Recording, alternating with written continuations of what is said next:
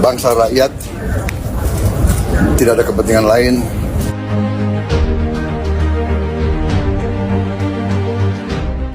Pemanggilan Ahok tampaknya jadi langkah strategis untuk mendapatkan titik terang dari orang yang pernah berada di jajaran puncak Pertamina.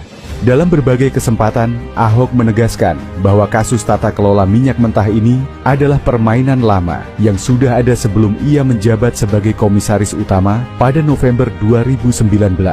Ia menyebut bahwa praktik curang ini melibatkan banyak pihak, termasuk oknum petinggi Pertamina, pihak swasta, hingga mafia migas yang sulit disentuh. Namun, ia mengaku tidak bisa berbuat banyak karena jabatannya sebagai komisaris hanya bersifat pengawasan, bukan eksekutor seperti direktur utama. Bukti ini jadi krusial karena kasus korupsi Pertamina tidak hanya soal kerugian materi, tapi juga melibatkan jaringan rumit yang diduga mencakup oknum internal, kontraktor swasta, hingga pihak eksternal yang jadi backing.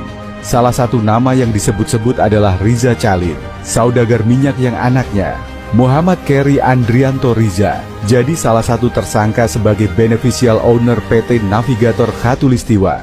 Ahok sendiri pernah menyebut bahwa mafia migas ini sudah bermain sejak lama dan sulit diberantas tanpa campur tangan pemerintah yang tegas. Presiden Prabowo Subianto bukan orang baru dalam urusan pemberantasan korupsi.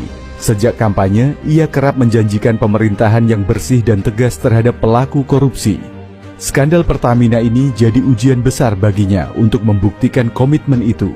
Dalam pernyataannya pada 26 Februari 2025, Prabowo menegaskan bahwa kasus ini sedang diurus dan ia akan memastikan hukum ditegakkan demi rakyat. Pemanggilan Ahok ke istana bisa jadi sinyal bahwa Prabowo serius ingin menggoreng kasus ini sampai tuntas.